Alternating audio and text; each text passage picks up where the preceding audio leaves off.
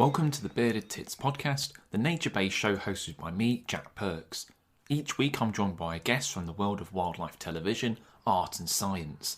We take a light-hearted look into what makes these people tick and connect with the natural world so strongly, with new episodes out every Tuesday. Hello and welcome to a guest-hosted episode of the Bearded Tits podcast. I'm Sophie Pavelle. And I'm Emma Brisdion, and today you've got two science communicators taking over Jack's podcast. I hope you don't mind too much. Or it could be, lucky you, you're in for a treat. Yeah, maybe I should have led with that. Hello and welcome. This is going to be an absolute delight to your week. We're going to be talking about all things kind of eco-anxiety and nature and science communication in this kind of very important field of talking to people about the planet and saving it. We are indeed, but before we get into it, if you can, there's a link in the description to buymeacoffee.com and you can help the podcast by donating £3 to help keep the podcast going. And if you can leave a review, that really helps the Bearded Tits podcast get out there. Go on, help Jack out. Sophie, today we're going to start, I think, by going very British and nodding slightly to the weather forecast because we're recording on the day of the biggest storm in decades. How are you doing? Wind blustered? Absolutely. Well, thank you for asking. Hello, Radio 4. I feel like it's very, very, very polite. Yeah. So, Storm Eustace. We can't not acknowledge that everything is going wild around us. Everything is going wild. I'm currently farm sitting for my boyfriend's parents while they're in lovely sunny climes at the moment. And I'm sort of nervous. It is very wholesome. I'm nervously looking at lots of trees and plants and farm gates, very much hoping that a farm gate doesn't fly off any minute and hit the chicken run or the sheep. Gosh. I mean, yes, Storm Eustace is very much here. Although it's very sunny, so it feels it doesn't feel quite apocalyptic yet, but I must say it's... No, it's quite bright here as well. Yeah, and so how are you? Well, we're both southwesters. You're Devon, I'm Somerset, and normally we don't bear the brunt of all of the storms that we hear about. I feel like this is one of the first times where we're one of the worst affected or planned to be one of the worst hit areas. Finally, we're on the map.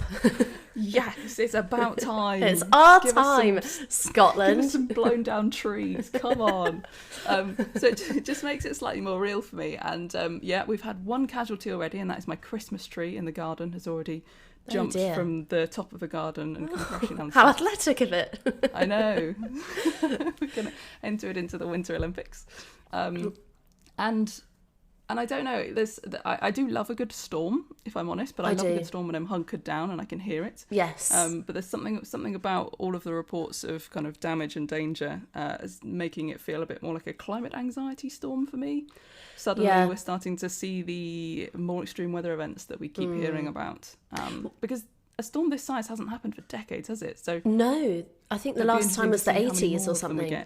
I know, and also I think the fact that they're flagging it, I don't think the media, well, I guess we'll see later in terms of damage, but I don't think the media are sensationalising it too much because, you know, when the Coast Guard and the emergency services are involved in proclaiming warnings and talking about this very rare red warning, I feel like we kind of have to listen to it a little bit. And it was interesting on Twitter last night, seeing the number of people linking this storm to intensifying their existing climate anxiety because of just what you've just said in terms of these extreme weather events are becoming more and more frequent, and it kind of, this demonstration of the power of nature makes you feel very small. And I think it's a reminder of how significant the climate crisis is and just all-encompassing if we're not careful about taking it seriously. Yeah, absolutely. And I do hope that what we are seeing in terms of, I mean, you and I are probably in quite a similar echo chamber online. I hope that it's not just our bubble of people that are connecting these weather events to the climate crisis and then in turn towards doing something about it. I guess it's kind of, okay, this is a dramatic weather day. It can be quite exciting, it can be quite worrying, it can be sort of a whole mixture of things. But then if you are feeling any kind of emotion about it, where do you channel that emotion? How do you take action? How do you kind of stir up some kind of productive conversation around what this means for us and the environment? I mean, that's the $1 million question, isn't it? How do we get people individually to not only do something about the climate crisis and feel like they have some agency over the future, but also by doing so help them out with their kind of crippling fears of either the effects of the climate crisis or just not being able to be a part of a solution because we all feel so small. And I am in no way saying that all of the responsibility for tackling the climate crisis is on individuals. I absolutely hate that narrative. It makes me really angry. Yeah. But there is scope. There is certainly scope for us to have an impact. And also, yeah, we've spoken before, you and I, about the power of individual action on eco-anxiety on a personal level and taking care of our own well-being. Absolutely. Being able to feel like we're doing stuff is a huge part of that. Yeah, and I tell you what this feeds into is a feeling I've been having recently, and this podcast will lighten up, listeners, don't worry. We've gone in deep, haven't we? We have gone in deep. Let's solve the climate crisis. Let's do it. And it's like 8:15 in the morning, and I'm only semi-caffeinated, and I'm already talking. We're already talking about deep stuff. But I tell you what I've been feeling recently is this kind of annoying low-level hum of guilt in the sort of sustainability conversation. And obviously, Emma, you host the amazing For What It's Earth podcast, where that's based around sustainability and helping people feel empowered and able to be a little bit more eco-conscious in their everyday life. And I really encourage you listeners to cross-pollinate your podcast listening and go over to For What It's Earth. But I wondered that, you know, I'm very lucky to be a homeowner now and to have kind of the ability to make some choices about what I buy, how I live, what I eat, everything. But I still feel guilty that it's just kind of not enough. You know, I buy an oat milk. Is this the right brand? Oh no, was it part of like a media sham last year? Or should I be making my own oat milk because there's a plastic cap on the oat milk? You know, how how sort of blinkered do we need to be? It's I don't know if you feel that sort of annoying guilt. Oh God, every day. I think especially for people, I don't want to speak for you, but especially for people like you and I who have positioned ourselves in friendship groups, in families, and in the eyes of the public. Not that I am in the eyes of the public, do you know what I mean? Like, yeah, we put ourselves and out I hate there. the word brand, but our personal brands are environmentally friendly or leaning in that direction. So there's almost even more guilt, I feel like everyone's eyes are watching. That. Yes. Yeah, I do feel like that. Like my family as well. You know, sometimes I'll go home and we'll have meat for dinner and my parents will be like, oh, thought you were vegan. I'm like, I'm not vegan. I try to think a lot about what I eat. Oh my gosh. But the expectation on me is that I should be it's like, should you be doing that? Marching around Trafalgar Square in a hemp shirt. I know. You know, throwing seed bombs at people. And not shaving my armpits ever. Sorry. Never going to do that. But I'm sorry, environmentalism is much more modern than this like old hippie trope. But I definitely do feel the guilt. And do you know what? Actually, sometimes I find the guilt comes from within the community as well. Agreed. And there's almost this one-upmanship of like, how green can you be? Yeah, and, or like, yeah. And like, so like you said about like the oat milk, that kind of makes me laugh because it's nothing in the grand scheme. I know. You shouldn't be having guilt over, I mean, brilliant they're drinking oat milk. Big fan of that. I also drink oat milk. But like worrying about one little bit of plastic on the top. Oh, I know.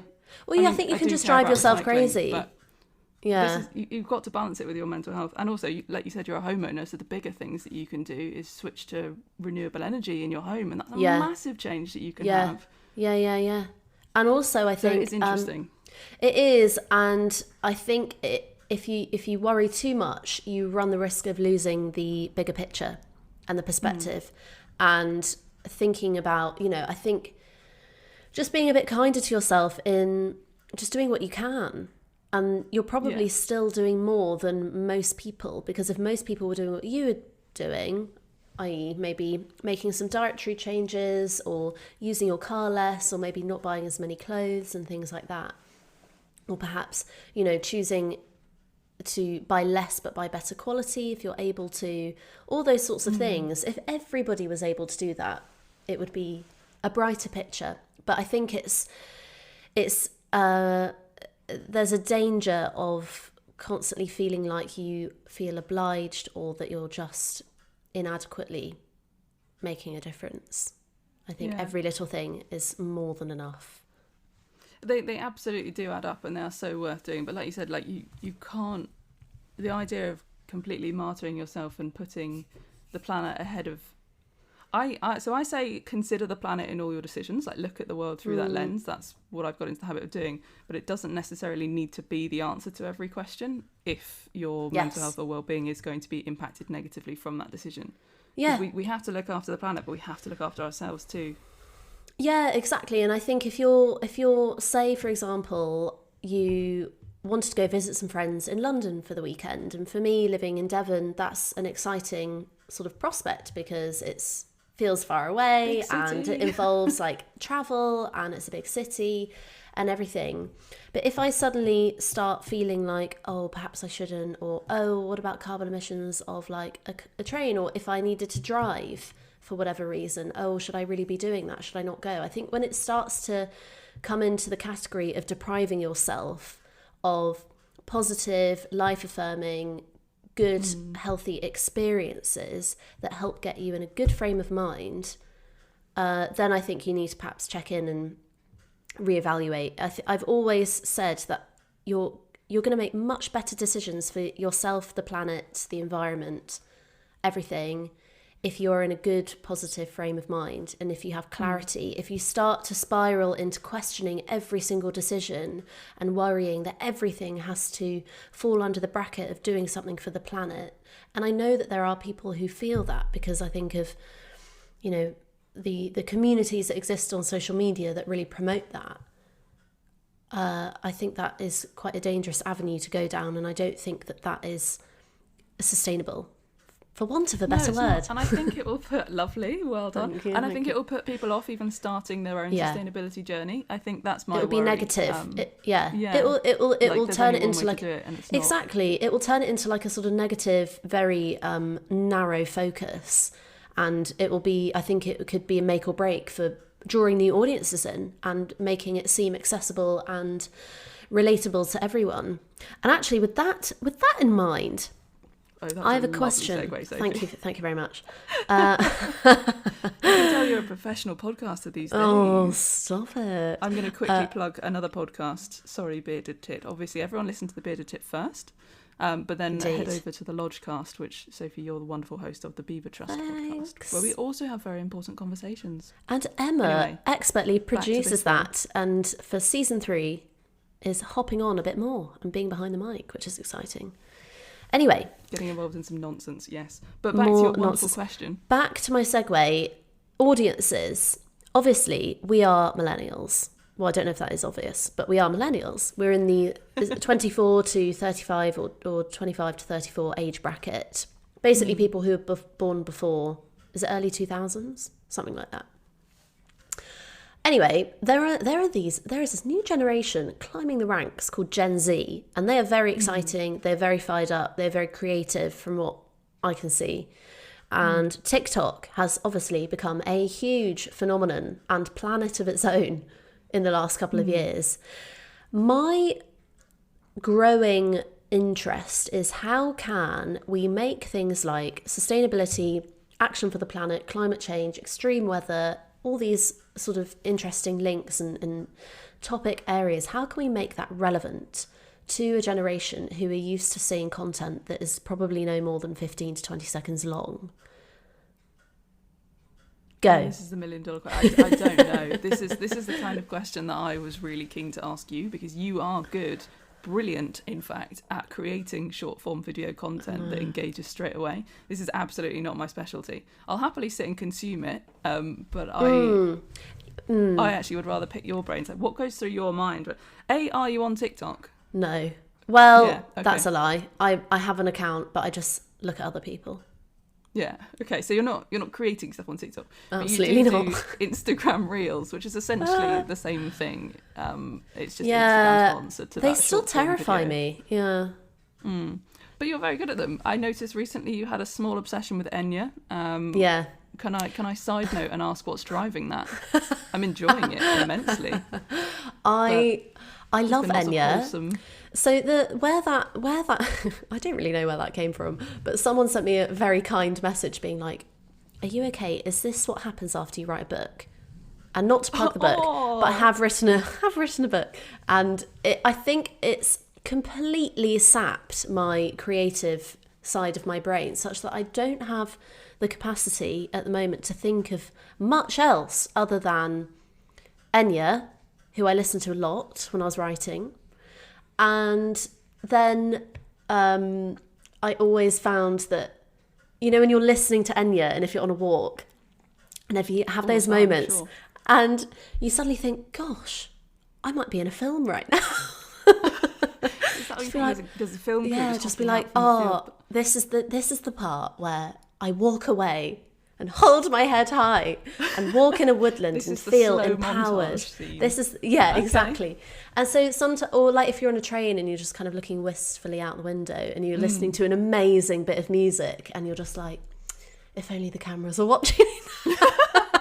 No, I don't think that. But I think it's more that I just kind of thought, well, what does Enya do when she's in nature? Does she feel like this constant ethereal, mysterious kind of cinematic experience?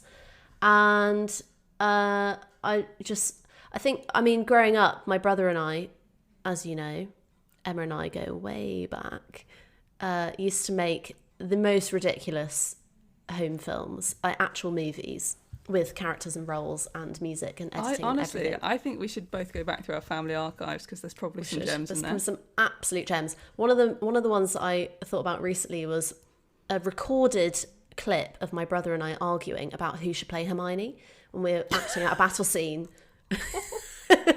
My brother's like, no, you played Hermione last time. And I have to say, sorry, Thomas, I think he was about 17 years old. Oh, so that's I fun. was imagining going way further back than that. Oh, well, there's a long archive, but wonderful. It lasted a while. But anyway, what was I saying? Enya. So your in love nature. of film is love has of been film, and I think deep-seated. Yeah, and I think also I think since writing I've taken a humongous step back from Instagram, partly because it was so distracting and noisy, and I just I couldn't hear my own thoughts at all. And I couldn't craft my own sentences without it in some way like being vaguely influenced by something I'd been watching on social media. And so I wanted to completely step away from it. And because I enjoyed it so much that ever since I stopped writing, I have just kept it very much at arm's length. And I've been so much happier for it. But I think I've also started taking it less seriously and posting less frequently. And I think with the reels, obviously the world is kind of, it's challenging at the moment, and a lot of people are looking to social media to feel some kind of escapism and uplift. And I kind of thought if I could demonstrate and hook new people in with just showing some kind of joy in nature and not taking yourself too seriously and not making it seem like this kind of exclusive club where you have to know a certain amount in order to participate, or you have to have done it for a certain length of time in order to actually understand things. I just wanted it to be something that people could relate to, and you're just kind of a normal person doing normal silly things, and it's a bit nonsensical and a bit weird, but I mean, I feel like that's everybody, right? In a way. Absolutely. I think the way that you do you just feel very authentic online. Having known you not online and having seen you online, the nonsense that you bring to your Instagram content is normal you nonsense. And it's not even normal you nonsense. It's just normal person nonsense. And I think that's one of the reasons why your content is so relatable, because you'll go and do something silly and we'll almost hear your inner monologue and be like, that's my brain also.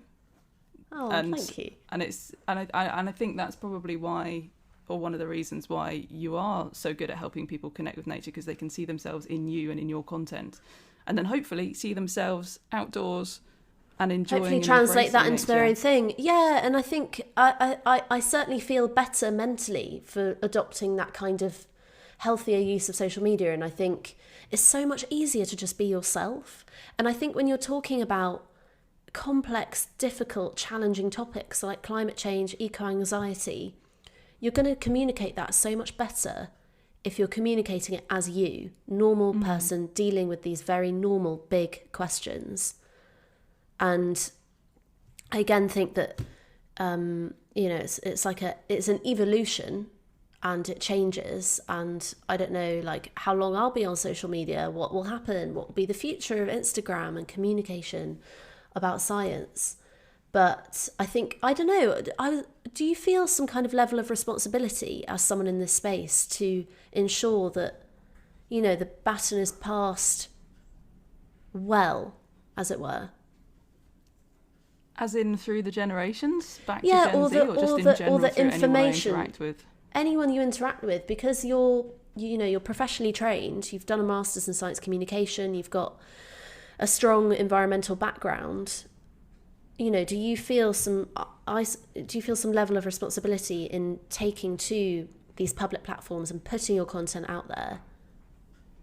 Yeah, I do sometimes, and I think that's one of the reasons I have a strained relationship with social media, because I almost feel, and it's of my own making. Nobody is sat there saying, "Excuse me, I'd like you to comment on these things and be on this space." Nobody has ever demanded that I'm putting out this content. That's so true. But I almost feel that because I do the podcast and because I'm putting so much energy into trying to help people connect with the planet and sustainability and nature, because I do fundamentally believe that if everybody connected with nature more, the entire world and every facet of it that is bad would be better.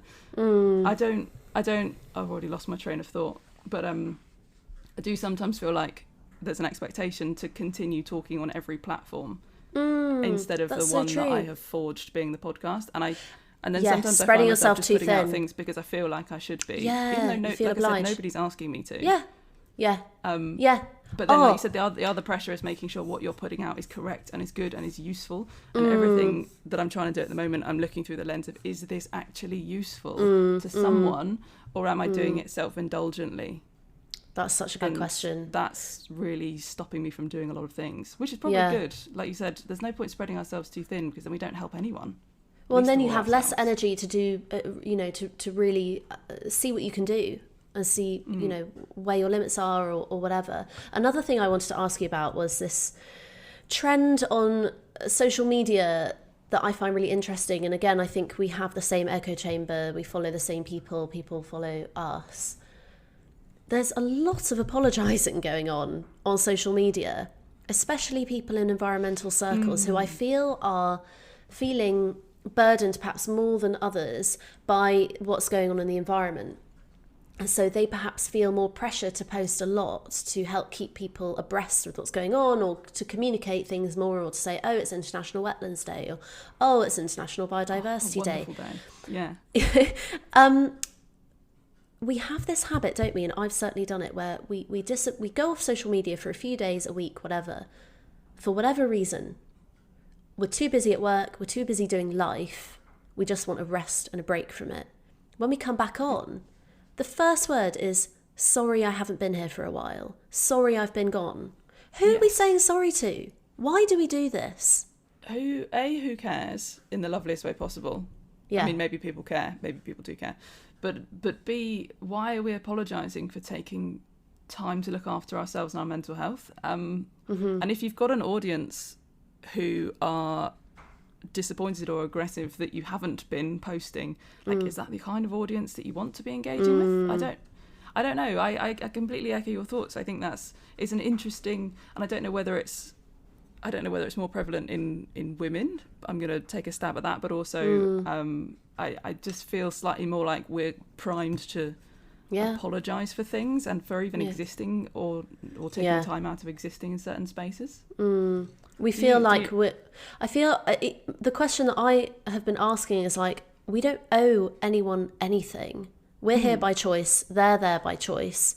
If we choose to take time out and give for no reason at all, what the hell? So be it. Do it. Because no doubt you'll probably come back more refreshed, more energised, more creative, more inspired, and willing to take time to have cool conversations and to meet people. I was going to say meet people online. But you kind of do, though, don't you? Yeah, you do. You really do. Honestly, I bumped into somebody the other day, who I've spoken to online for like 2 years.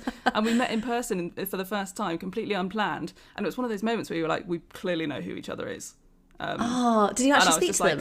I went up and I said hello, and they were like, hey, it's so good to meet you. And I was like, thank God, because I had that horrible anxiety of, I'm going to go and say hello, but what if they don't know who I am, even though I think they might? And it was really lovely, and I wouldn't have had that nice conversation with this lovely person who's also in a similar space and just enjoys the same things I do if it wasn't for social media. But stop apologising. A very strange space. Yes. Yeah, it is. Yes. So you mentioned you took a little bit of time out, or you've lent off social media a lot because you've been rather busy writing your first book, Forget Me Not, which is out in the spring. Oh, how are you feeling about that process kind of coming to... Because it's been an overwhelming process for you in the sense that it has taken up a lot of your time and energy. How are you feeling now you're kind of in the final stages? Exhausted. Yeah. It is... A break without apologising. Exactly. An unapologetic long holiday, please. It's been the hardest thing I've ever done and the best thing I've ever done. I'm not saying the book is the best thing I've ever created at all. It's more that... I'm sure it is, though. I'm really excited for it. Thank you. It's just more the process of it. I just absolutely loved every minute, and loads of people... which I was a little bit, in retrospect, a little bit annoyed. I wonder if it's just this culture of negativity that sometimes exists.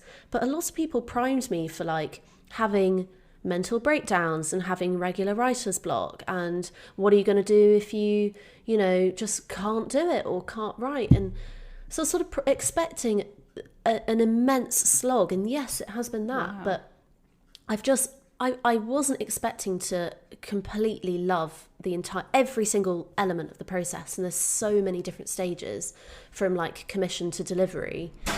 And the door's just opened. Bear with me a sec. Here comes the storm. Hang on a sec. Here comes Eunice. Sorry, Jack. This is going to be a fun edit.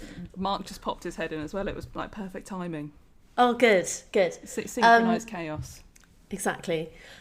Yes. No. I've just loved every element of the process, and I think it was it felt such a privilege to be able to take a year, away to just bury myself in science and amazing researchers and species that I'd never seen or learned about before, and then to travel to places I'd never been to before, and just try and craft a story out of all of these different things. And from a science communication standpoint, it was such a challenge, and something that is very different to like writing articles or just normal journalism, to actually try and think, okay, how can this be a story that people will want to read when they're tired? Or I personally find reading, I know when it's a good book because I'll be exhausted at like 10:30 at night and still be excited to read it. And I wanted to write something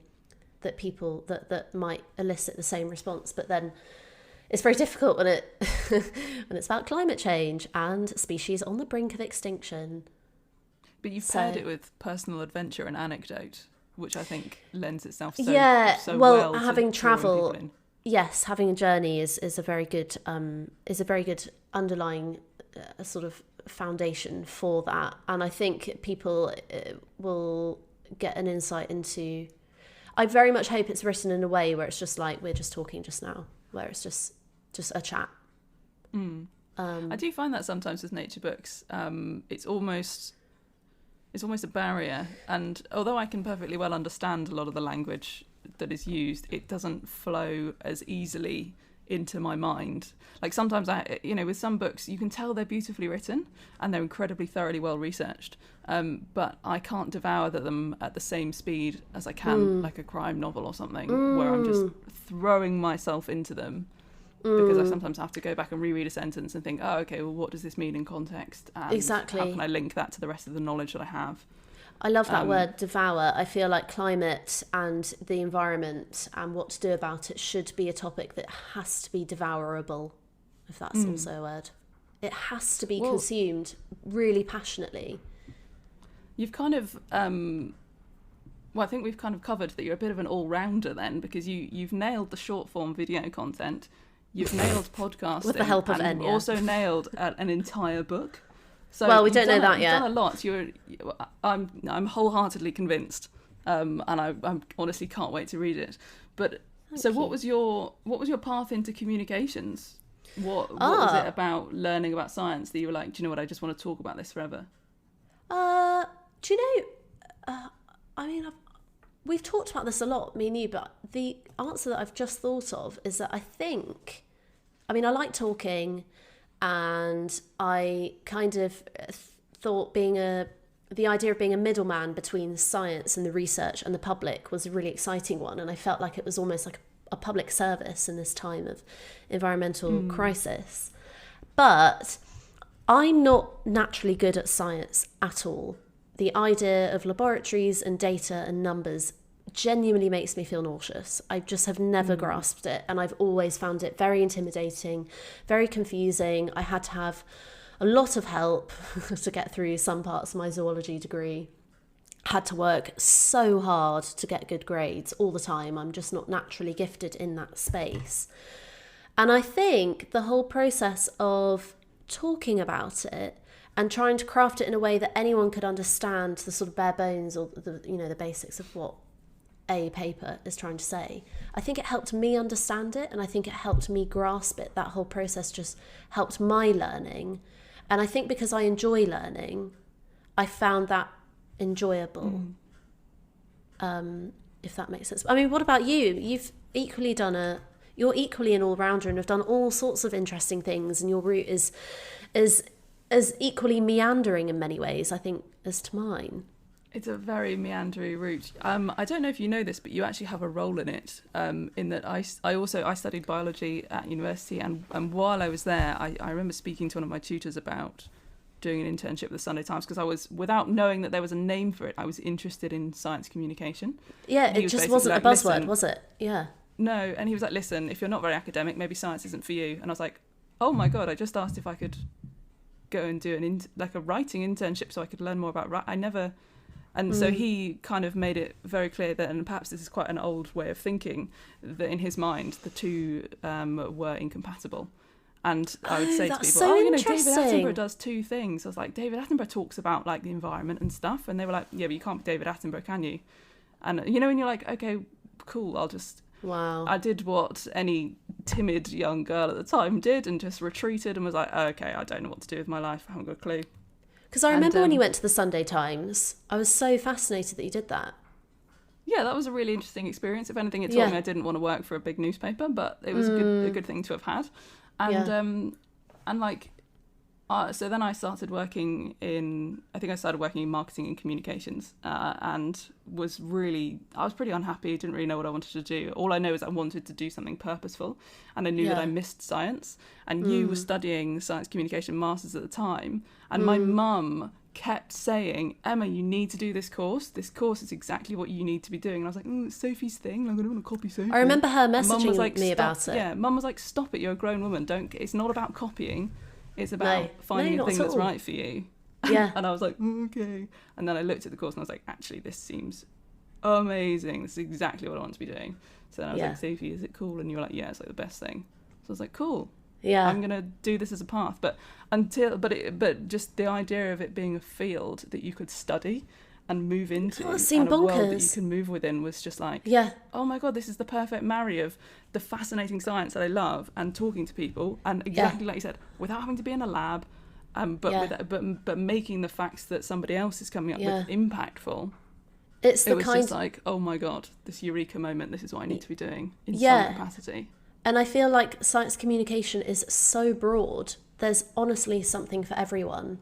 And I genuinely feel that of all the times to be needing people to ensure that whatever science is relayed is accurate, impactful, and is going to agitate good things, good behaviours, good attitudes, I think it's now.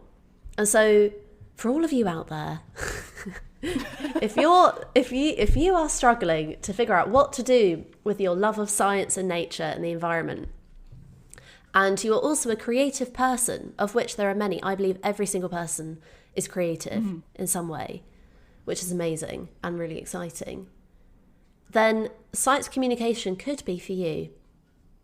Whether that's through art. Should we start getting on commission for these science communication masters courses? Hashtag sponsor.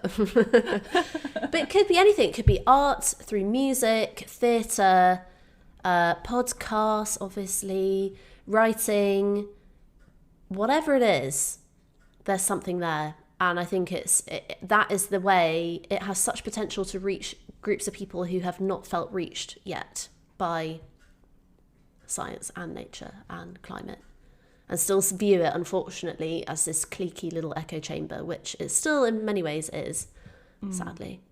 But we're trying to get away from that. This beautiful pairing of art and science is one that needs to be celebrated and pushed more, because you're always kind of taught, or historically it feels like the two have been kept wildly apart. Well, just like your lecturer said, I found that, I didn't know he said that. That's really interesting that he was putting them into separate boxes. Yeah, and I just don't think that's helpful, and I don't think that, and I think that lends itself to this idea that science is elitist and that it's inaccessible to everyone, and if you weren't good at it at school, it's not relevant to your life now. Yeah. And I think that science in general, more broadly from just the environment and nature science, but just science in general, an understanding of how the world works, and an understanding that science is really useful and important. And hey, maybe the pandemic has actually like led people to kind of appreciate the world of science a little bit more, at least in a medical sense. But I think a lot of us have just disconnected from science because it seems like a hard subject, or a complicated subject, or a nerdy subject. It's got kind of bad PR sometimes. Yeah, I completely agree.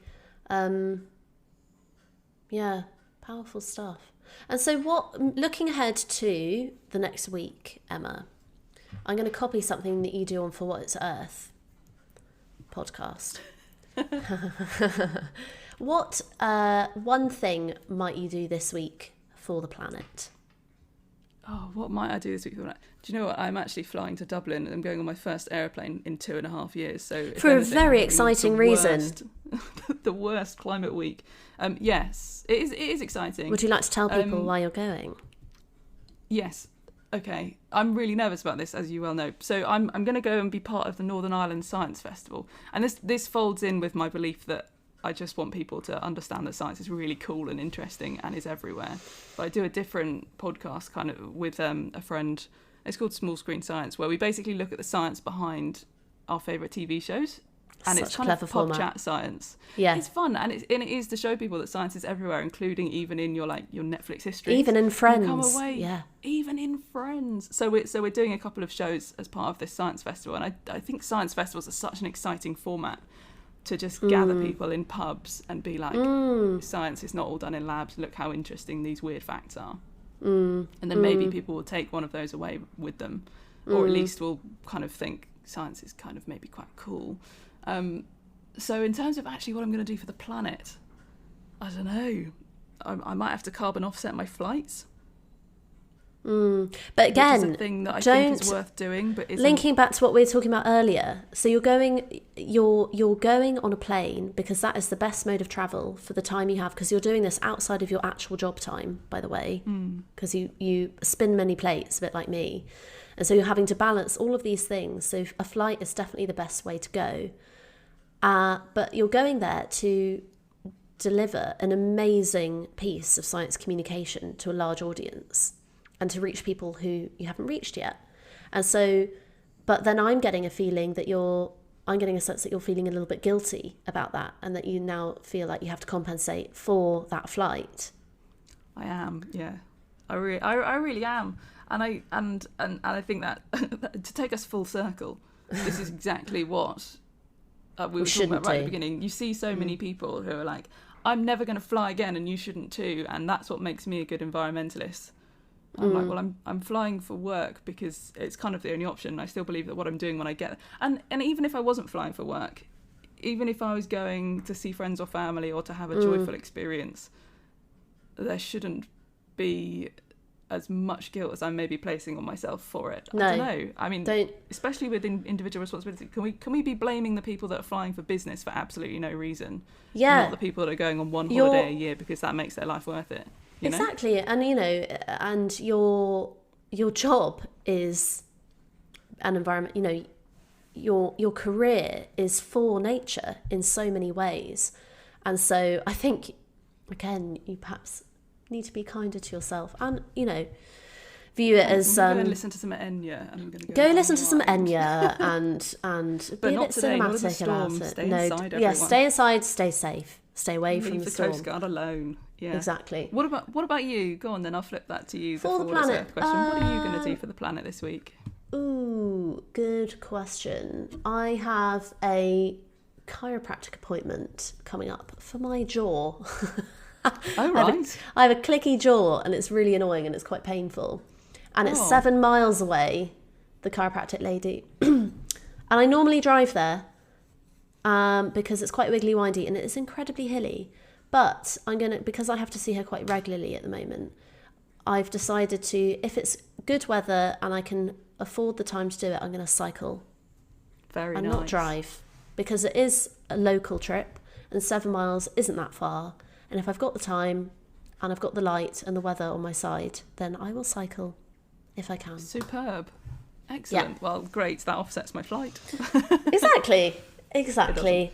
But I think that's really good. But that's exactly demonstrates, I think, how we should be looking at the way that we move around. Is it necessary? Do I have the time and the should energy be one to extreme do to each other other options? Yeah.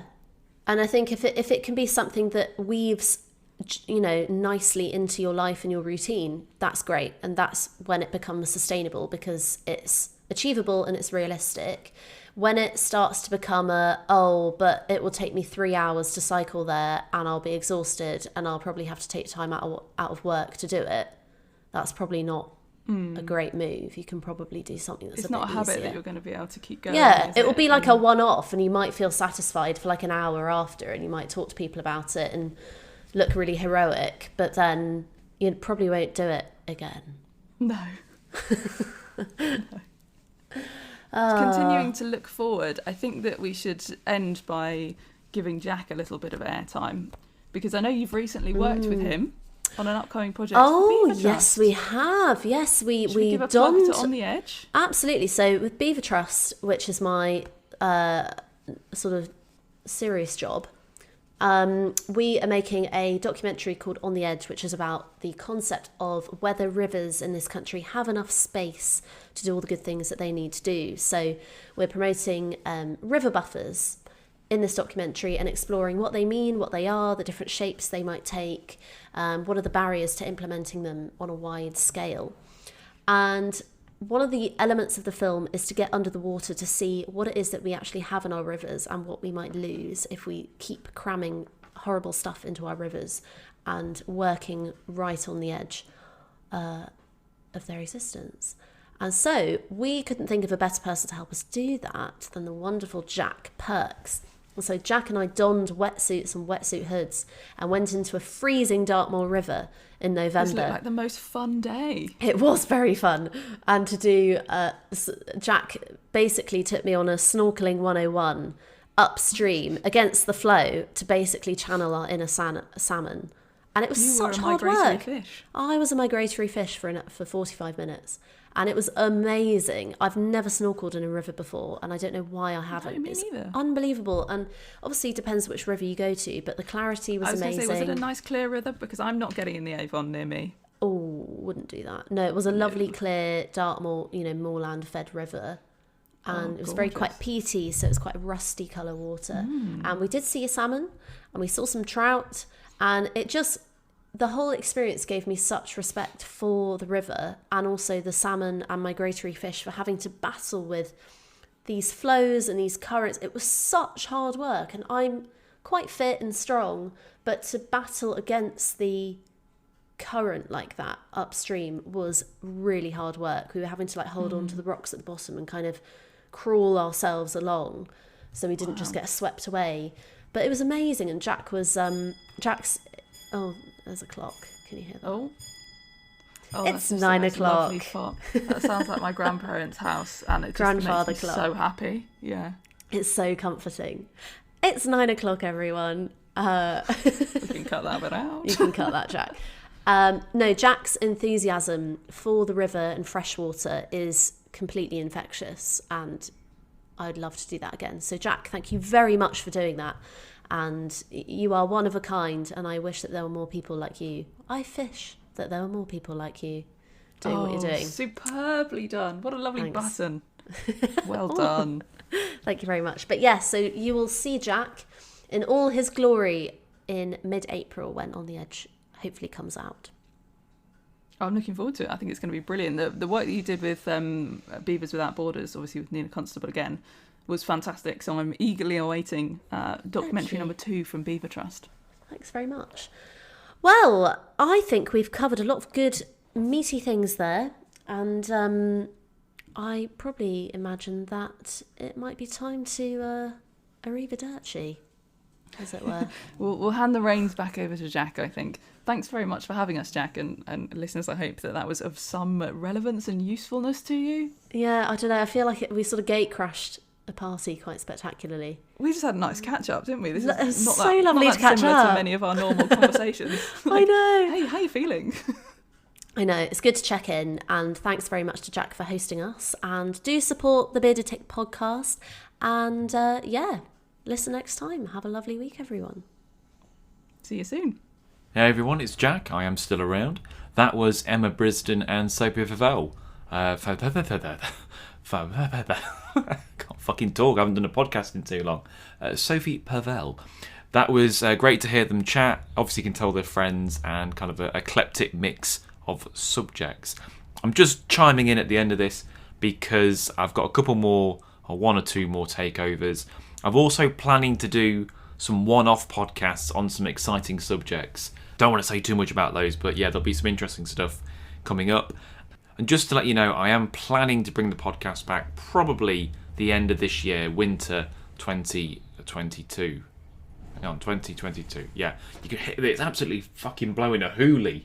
That's why you can hear the wind out there. It's a real storm. Anyway, I'm waffling on enough. So the podcast is coming back later this year, and there'll be the odd one-off in between now and then. But thanks for your continued support. Hopefully you're enjoying these takeovers. This has been the Bearded Tits podcast. You've been listening to Sophie and Emma, and I'll catch you in the next one. Cheers.